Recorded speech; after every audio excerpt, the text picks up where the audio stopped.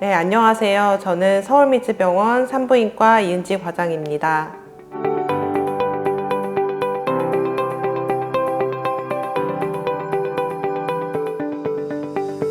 워낙 이제 로봇 복강경 수술이 좀 고가의 수술이다 보니까 환자분들이 뭐가 이제 장점인가를 가장 궁금해 하시는데, 이제 로봇이 하는 수술은 아니고 로봇 장비를 이용해서 이제 집도의가 실제로 집도를 하는 수술이 되겠고, 로봇 복강경은 이제 최첨단 이제 최소 침습 수술이다. 복강경의 장점과 이제 개복 수술의 장점을 최대한 활용한 최신 수술 방법이라고 이해를 하시면 좋을 것 같아요. 로봇 복강경 수술의 이제 가장 큰 장점은 일단 최소 침습이라는 거에서 복강경으로 수술이 들어가기 때문에 상처도 적게 남고 이제 외부 공기로의 장기들 노출이 적게 되면서 유착도 적게 생기고 이런 것들이 장점이겠고, 카메라도 그 복강경에 비해서 훨씬 정밀하게 정교하게 이제 시야도 10배 정도 확대가 가능하기 때문에 훨씬 수술 장기나 수술 부위가 훨씬 더 잘 보이고, 일반 복강경은 기구가 일자로 이제 접근을 해야 되는데 이제 로봇 복강경은 이제 로봇 관절을 이용을 해서 수술을 하다 보니까 최대 540도까지 이게 회전이 가능하다고 해서 수술 부위에 대한 정교도를 이제 정확도를 높일 수가 있고,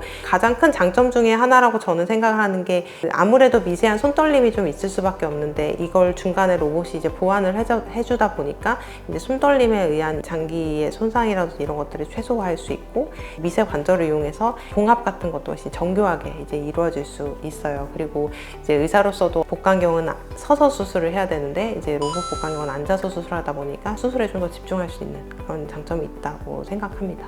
실제로 수술했을 때 그냥 뭔가 어떤 부분이 이렇게 다르다, 확실히 이거 좀 다르다 이렇게 느끼신 부분이 있으실까요? 확실히 시야가 좋아서 출혈을 잘 안 일으킬 수 있고, 일어나도 지혈을 잘 할 수 있고, 최대한 조직 손상을 적게 하면서 수술을 이제 할 수 있는 거가 장점이고요. 손놀림이 좀 더 정교하다 보니까 봉합을 할 때 있어서도 훨씬 정교하게 잘 할 수 있어요. 근종 수술이나 난소 낭종 수술에 있어서는 확실히 일반 복강경에 비해서는 로봇이 좀 더 장점이 있는 것 같아요.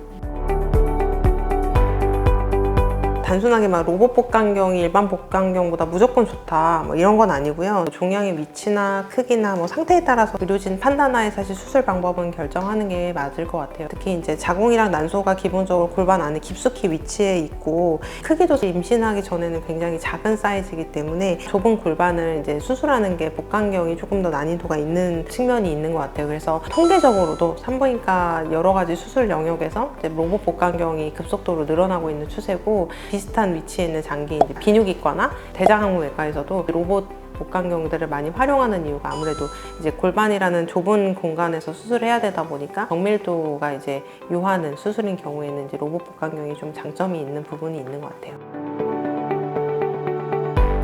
수술 난이도가 좀 높은 종양인 경우에는 로봇 복강경을 좀 더 하는 게 좋을 것 같아요. 수술 난이도가 이제 높다라고 하는 거는 그 난소 낭종이 뭐 크기가 크거나 아주 깊숙이 위치해 있는 경우나, 아니면 재발성으로 해서 유착이 이제 심할 것으로 이제 예상이 되는 경우나, 다발성으로 여러 개가 있는 경우들에서는 수술이 아무래도 좀 더 어렵고, 어려운 수술인 경우에는 난소의 조직 손상의 위험도도 높기 때문에 그런 경우에는 이제 상대적으로 로봇 복강경을 하는 게 좀 더 유리할 것 같고요. 아무래도 일반 복강경이나 이제 개복 수술보다는 월등하게 회복이 빠르고 출혈량도 적고 그렇기 때문에, 그리고 이제 미혼이나 가임용을 이제 보존해야 되고 향후에 이제 임신 계획이 있는 분들에 있어서는 로봇 복강경이 아무래도 일반 복강경이나 개복 수술에 비해서는 좀 장점이 있는 부분이라서, 그런 경우에 수술하셔야 되는 경우에는 조금 더 로봇 복강경을 좀 더 고려하시고 이제 상담을 하시는 게 좋을 것 같아요.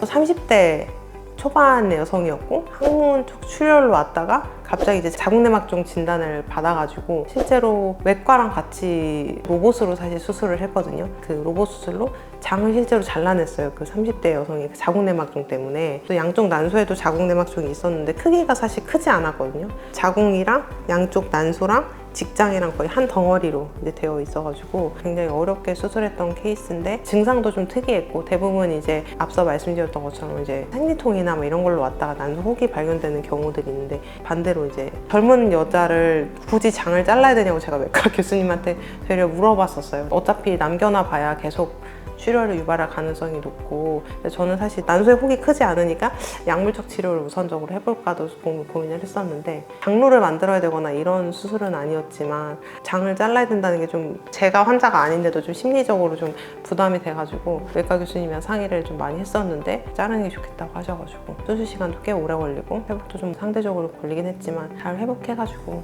네. 먼저 자궁 쪽 끝나고 대장하고 약간 그렇게 그래서 원래 외과 교수님 수술을 잘 하시는 분인데, 그래서 외과에서 먼저 한다고 해서 정리해 주시면 이제 들어가서 난소만 똑 떼려고 했는데 너무 유착이 심하고 자기가 하면 난소랑 자궁 손상이 너무 많이 될 것 같다 하셔서 제가 먼저 외과 교수님 오히려 수술을 다 준비해 주시고 제가 이제 들어가서 박리하고 난소 혹 떼고 외과에서 이제 마무리해 주시고 했었어요. 한 번에 하는 건 아닌데 어쨌든 같은 로봇 장비가 이제 들어가 있는 상태에서 이제 수술을 하니까 그런 측면에서 시간이 좀 많이 단축이 되기는 하죠. 사실 로봇을 협진 수술하는 경우가 거의 없거든요. 이 여러모로 그래서 기억에 남아요.